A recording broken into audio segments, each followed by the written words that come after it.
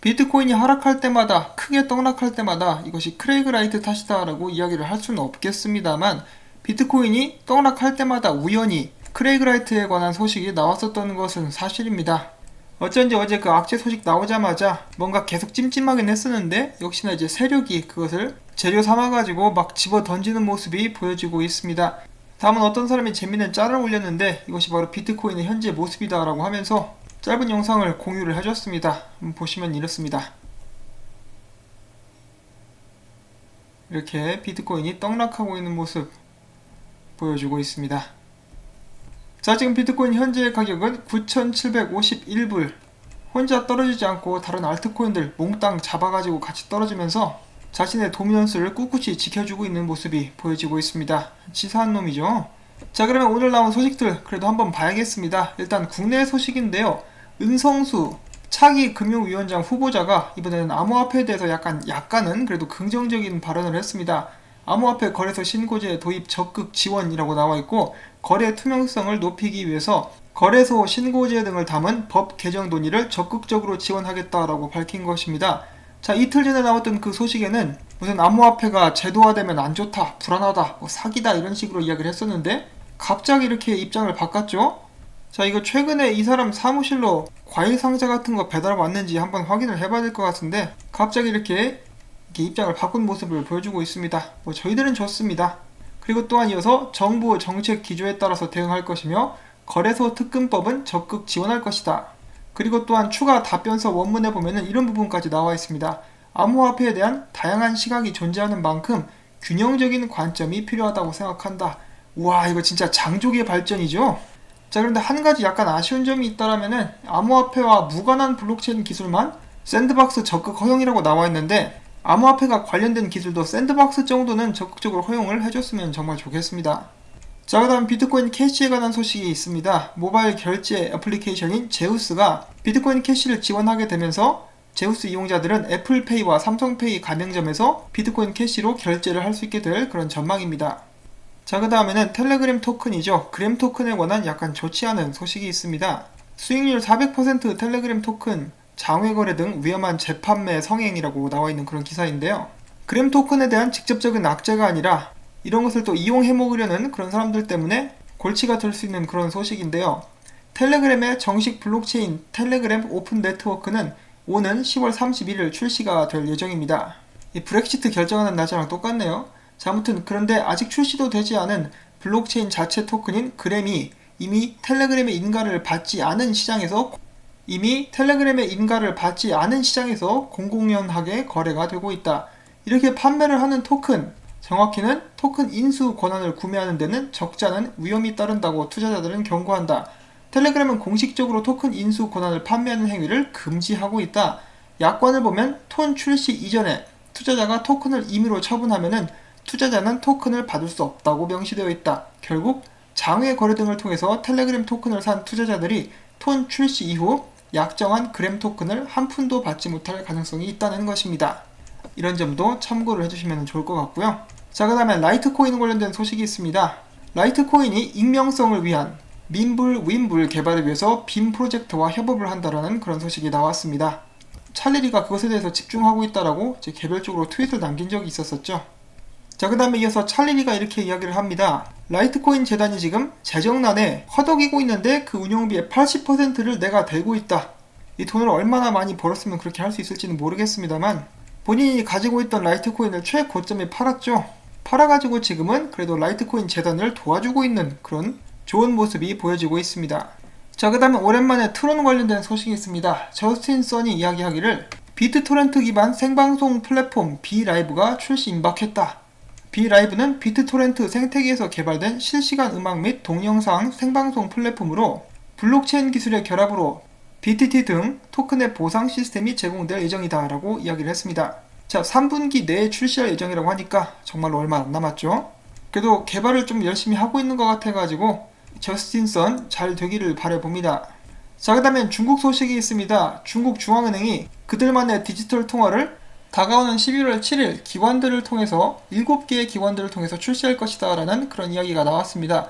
참여하는 7개 기관은 중국 건설은행, 중국 산업은행, 중국은행, 중국농업은행, 알리바바, 텐센트, 유니온페이 등이 있습니다. 그런데 이 기사가 나오고 나서 이것도 구라다라는 말도 나오고 있었는데요. 이 중국 관련된 소식은 어떤 것이 구라고 어떤 것이 진실된 것인지 좀 헷갈리는 그런 부분이 있기 때문에 나중에 뭐 정확한 보도가 나오면 다시 한번 또 여러분들께 말씀을 드리도록 하겠습니다.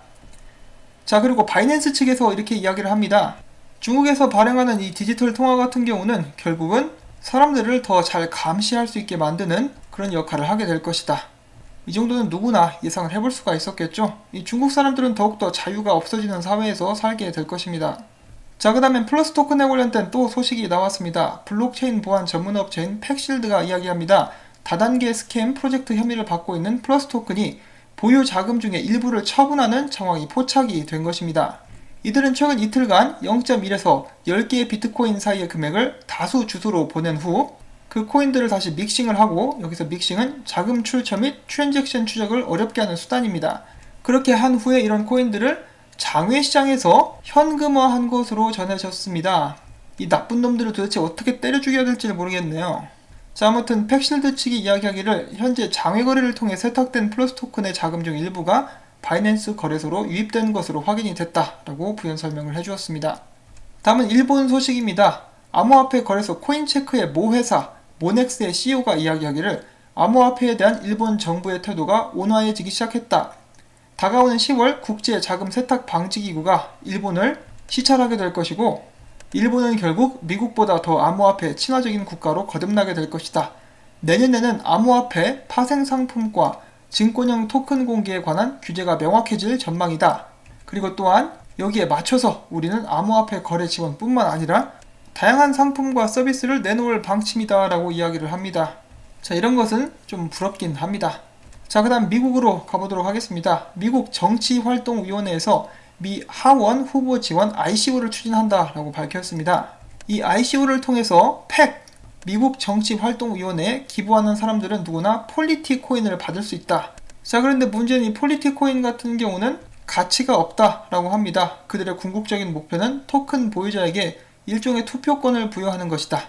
이것이 우리가 나아가야 할 방향이다 라고 덧붙였습니다. 자, 그래서 정치권에서 ICO가 사용된다라는 게 이제 긍정적인 모습이라고 또 볼 수는 있겠습니다. 자, 리브라 개발사 리브라 협회의 최고 운영자가 회원사들에게 개별적으로 혹은 집단적으로 리브라에 관련된 목소리를 낼 때가 왔다. 리브라 출시를 위해서 연말까지 모멘텀을 축적해야 할 때다.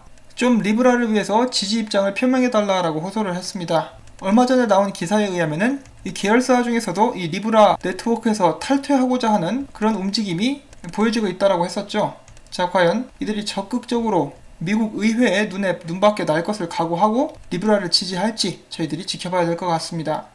위키피디아가 브레이브 브라우저의 공식 퍼블리셔로 등록이 되게 되었습니다. 그래서 위키피디아를 통해서 출간이 되는 모든 게시글들은 이제 BAT로 팁을 받을 수 있게 되겠죠. 그 외에 BAT 관련된 소식이 한 가지가 더 있습니다.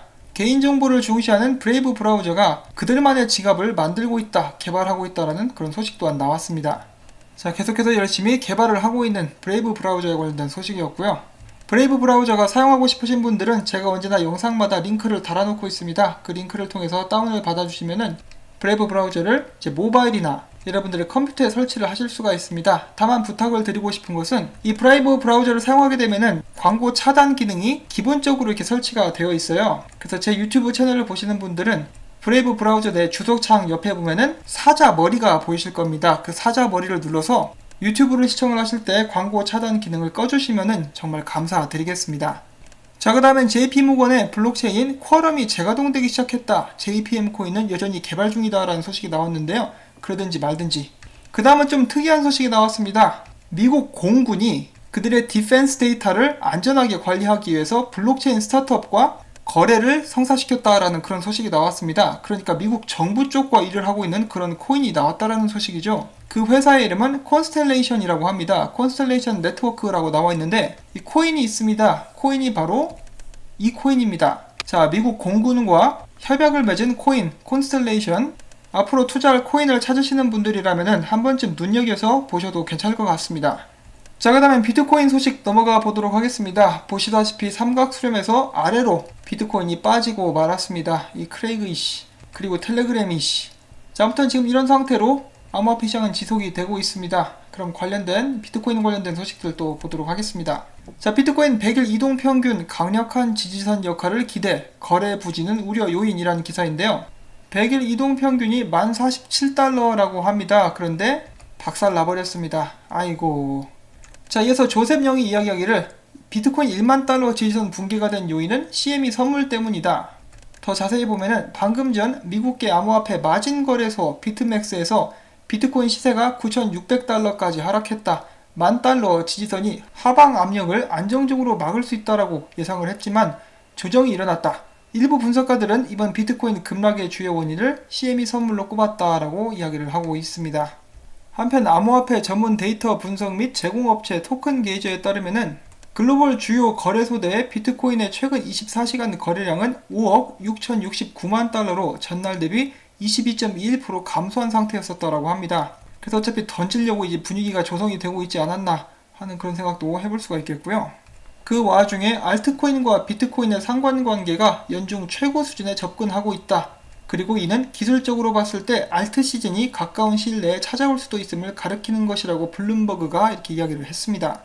자, 과연 그렇게 될 수 있을까요? 하지만 반대 의견도 있습니다. 비트코인과 알트코인의 높은 상관관계가 일시적인 현상일 수도 있다라는 견해도 있습니다. 디지털 에셋 데이터의 라이언 알프레드 대표는 암호화폐 세계의 자금이 알트코인에서 비트코인으로 흘러가는 다지기를 가리키는 것일 수도 있으며 상관관계는 단기에 그칠 가능성이 있다라고 또 지적을 하게 됩니다. 자, 과연 알트 시즌은 언젠가 올 수 있을 것인가? 일단 비트코인 도미넌스가 좀 빠져야 저희가 기대를 해볼 수가 있겠죠. 그런데 지금 죄다 엮여가지고 줄줄이 떨어지고 있는 상황이라서 암울한 그런 상황이 연출이 되고 있습니다. 자, 한편 벡트에서는 새로운 소식을 내보냈는데요. 벡트가 선물 상품 출시를 위한 준비 작업의 일환으로 먼저 고객들의 비트코인을 안전하게 보관하는 수탁 서비스를 다가오는 9월 6일부터 시작하게 될 것이라고 이야기를 하고 있습니다. 그리고 9월 23일 다시 한번 정식으로 개장할 것이라는 것을 확인해 주었습니다. 그나마 저희들이 가질 수 있는 가장 큰 희망, 벡트라고 볼 수가 있겠죠. 자, 포브스에서 비트코인에 관련된 기사를 또 내보냈는데요. 비트코인은 나쁜 정부에 대비한 근본적 해지 수단이다라고 비트코인에 관련된 아주 긍정적인 기사를 냈습니다. 최근에 전 세계적으로 여러 가지 일들이 일어나고 있죠. 미중 무역 전쟁, 브렉시트, 홍콩의 반중 시위, 이탈리아 연정 붕괴, 한일 무역 갈등 등 전 세계 동시다발적으로 일어나고 있는 지정학적 리스크로 인해서 비트코인과 암호화폐 역할에 대한 뉴스가 많이 나오고 있다라고 기사에서도 이야기를 하고 있습니다. 여기에 대해서 미국의 경제 전문지인 포브스는 기고를 통해서 비트코인과 암호화폐는 단순히 인플레이션과 계속 늘어나는 통화 공급에 대한 해지 수단뿐만 아니라 나쁜 지배 구조와 나쁜 정부에 대한 근본적인 해지 수단이다라고 강조를 했습니다. 즉 사람들이 나무만 보고 있지 숲을 보지 못하고 있다는 것인데요. 포브스는 비트코인과 암호화폐들의 단기 가치 저장고로서의 역할에 더해서 중앙기관과 독립적으로 구성되어 있는 탈중앙화 시스템을 통해 경제적 가치와 신뢰를 창출할 수 있다는 점, 그리고 중앙 권력의 검열과 프라이버시 침해에 대항해서 반대 의견과 다양한 견해를 지원하는 데 사용될 수 있다는 점, 다른 해지 수단과 마찬가지로 감가상각하는 다른 자산의 대안으로 사용될 수 있다는 점, 또한 새로운 형태의 거버넌스에 도움이 된다는 점 등 근본적인 가치가 있다라고 설명을 했습니다. 또한 여기에 한 가지를 더해보자면 비트코인과 암호화폐는 나쁜 지배 구조, 만연한 인플레이션 및 경제 문제가 발생했을 때 가치를 유지할 수 있고 여전히 실용적인 교환 수단이 될 수 있어서 달러나 위원화 같은 법정 통화로서의 해지가 필요 없다는 점을 또 강조를 하게 됩니다. 이러한 이유 때문에 미중 당국자와 입법자들은 달러와 위원화의 자본 통제권을 약화시키는 잠재력 때문에 암호화폐를 금지하고 싶어 한다라고 포브스는 지적을 했습니다. 단 한 가지 이제 큰 단점이 있다면은 변동성이 너무 크다. 그러면서도 장기적으로 보면은 가치는 증가하고 있기 때문에 비트코인에 투자하는 거, 장기적으로 투자하는 거 괜찮은 선택일 수가 있습니다. 자, 그 다음에 비트코인의 곰, 황소, 힘 겨루기, 작년 2월 붕괴 재현 혹은 금융 불안에 25,000달러까지 상승할 수 있을 것이다. 이 사람들의 의견이 엇갈리고 있다는 것이죠. 트위터 분석가들의 의견을 한데에 모아놓은 그런 기사입니다. 몇 가지를 읽어보도록 하겠는데 트위터의 인기 암호화폐 분석가인 데이비드 웨이브는 이렇게 이야기를 합니다. 맥디와 가우시안 채널과 같이 장기 추세 지표에 따르면은 비트코인의 조정이 계속 지연되고 있다. 현재 지지선이 무너지면은 2018년 2월 스타일의 급격한 가격 붕괴가 올 수 있다는 것이 합리적인 가능성이다 라고 주장을 했고요. 크립토 판다라는 분석가는 비트코인 가격이 지난해 11월과 같은 폭락이 재현될 수 있다. 당시 비트코인 가격은 3,100달러까지 하락했었다. 매번 비트코인 가격이 폭락할 때 다수 채굴자들은 손익 분기점을 넘기기 힘들어서 결국 채굴 사업을 중단했었다. 이는 해시 하락으로 이어질 수 있고 비트코인 네트워크 전체의 채굴 난이도 하향 및 조정이 따를 수 있다라고 진단을 합니다. 자, 또 다른 분석가는 이렇게 이야기를 합니다. 비트코인이 하락세로 돌아서면 현재의 가격보다 20% 이상, 올해 최고치인 13,800달러에서 40% 이상 떨어져서 8,200달러 선까지 밀릴 수도 있다. 마지막으로 또 이 맥스 카이저가 이야기를 하기를, 미국 연방준비제도 각국 중앙은행들 백악관에서 벌어지고 있는 전쟁은 비트코인의 25,000달러를 위한 완벽한 설정이다. 통화 정책으로부터 자율적으로 움직이는 비트코인은 정치 및 통화의 혼란을 모두 해결하게 될 것이다 라고 밝혔습니다. 마지막으로 OK 리서치 같은 경우는 추가 금리 인하가 가시화되고 글로벌 중앙은행들이 양적 완화, 밴드웨건, 이는 다수의 움직임에 따라 다른 사람들도 이를 따라가는 것에 뛰어들게 되면 금과 같은 안전자산에 대한 수요는 급증할 것으로 예상이 된다. 인플레이션 해지 자산인 비트코인은 연말까지 가격이 14,000불대로 오를 수 있을 것이다 라고 전망을 했습니다. 지금 보시면 소위 말하는 전문가들, 분석가들도 의견들이 막 엇갈리고 있는 그런 모습들이 보여지고 있죠. 그만큼 혼탁하기도 하고 비트코인이라는 것이 원래 예측하기가 어려운 그런 부분도 있습니다. 비트코인은 사실 전에도 9,000불대까지 떨어졌다가 다시 10,000불 위로 올라갔었던 그런 적이 있었죠. 그렇기 때문에 너무 조급하게 생각하지 마시고 장기적으로 관점을 가지시고 여러분들께서 스스로 잘 대응을 해 나가신다면은 비트코인이 여기서 더 떨어질 수도 있고 다시 올라갈 수도 있겠지만은 그 과정 속에서 후회 없는 선택을 하실 수 있으리라 생각이 됩니다. 오늘도 시청해주신 여러분들께 진심으로 감사의 말씀 전해드리고, 이런 소식들이 도움이 되셨다면 구독과 좋아요, 그리고 제가 계속해서 이렇게 열심히 채널 유지하고 일할 수 있도록 광고 시청을 처음부터 광고가 끝날 때까지 여러분들께 꼭 부탁을 전해드립니다. 한 분 한 분 광고 봐주시고 응원해주시는 분들께 다시 한번 감사의 말씀 전하면서 다음에 새로운 소식 가지고 저는 찾아뵙도록 하겠습니다. 안녕히 계십시오.